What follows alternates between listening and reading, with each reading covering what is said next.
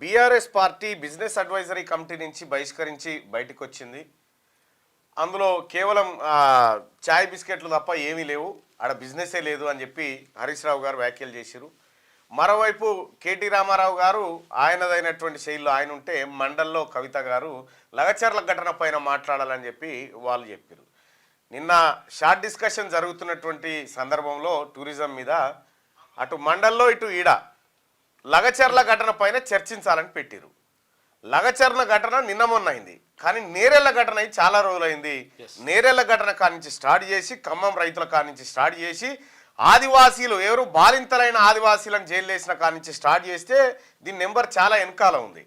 కాబట్టి ఆ సీరియల్ ప్రకారం వద్దామంటేనేమో వాళ్ళకు లేదు అన్నీ పాతయి, ఇది కొత్తది, ఇది మాట్లాడాలని చెప్పి చెప్తా ఉన్నారు.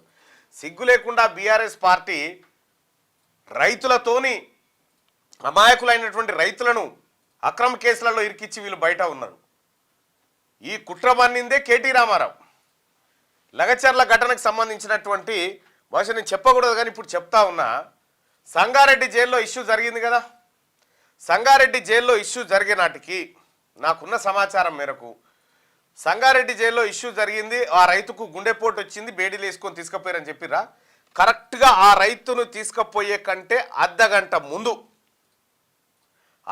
ముందు ఏం జరిగిందంటే, ఆ రైతు ఒక అడ్వకేట్కు ఫోన్ చేస్తాడు. అడ్వకేట్కు జైల్లో నుంచి అడ్వకేట్కు ఫోన్ చేసి, మనం దీన్ని ఈ రకంగా వాడుకోవాలి, మనోళ్ళని అలర్ట్ చేయాలంగానే బీఆర్ఎస్ పెంపుడు కుక్కలన్నీ తయారుండి రైతులకు బేడీలు అన్నీ ఒకేసారి అర్ధగంట లోపలనే. ఇదంతా మీరు షాక్ అవుతారా. ఆ రైతు చేసినటువంటి కథ, చేసినటువంటి డ్రామా ఏదైతే ఉందో అది ప్రభుత్వం దగ్గర అన్నీ నిక్షిప్తమై ఉన్నాయి. జైలు అధికారులు తప్పు చేసిరని లేకపోతే ఇంకోటని కాదు, వాళ్ళు జైల్లో ఉండి ఎట్లాంటి కుట్రలు పన్నుతా ఉన్నారు. ఈయనకు వెంటనే ఇప్పుడే నొప్పి వస్తుందట, అర్ధగంట తర్వాత ఏం చేయాలనే దాని మీద డిస్కషన్ జరుగుతూ ఉంది ఫోన్లో. నాకున్న సమాచారం అది. ఆ పక్కనున్న వాళ్ళు వీళ్ళు ఇని చెప్తారు కదా, అట్లా ఈ కుట్రవన్నీ దీన్ని రాజకీయంగా వాడుకోవాలని చెప్పి రకరకాల కథలు పడి ఇవాళ తెలంగాణలో ప్రజాప్రభుత్వాన్ని బదనాం చేసే కార్యక్రమం చేస్తూ ఉన్నారు. ఈ మొత్తం వ్యవహారానికి కర్మ కర్త క్రియ కేటీ రామారావే. ఈయనదే చక్కగా లేదు. ఆ ఫార్ములా ఈ రేస్ కార్ రేసింగ్ ఏదైతే ఉందో దాంట్లో ఇయాల్లో రేపు నోటీసులు ఇస్తా ఉన్నారట. ఇది ఇట్లుంటే కేసీఆర్ మీద ఇంకో కేసు, ఏది విద్యుత్ కొనుగోళ్ల ఒప్పందాలు, ఈ వ్యవహారం పైన వీళ్ళ కథనే చక్కగా లేదు. రైతులను రెచ్చగొట్టి వాళ్ళని రెచ్చగొట్టి ఇంకేదో చేద్దాం అనుకుంటే ఇక్కడ ఎవడో ఎర్రి పుష్పాలు లేడు, గులాబీ పుష్పాలు. అందుకోసమే కేటీ రామారావు పైన సమగ్ర విచారణ జరగాలి. కేసీఆర్ పైన విద్యుత్ కొనుగోలులో జరిగినటువంటి అక్రమాల పైన సమగ్ర విచారణ జరగాలి.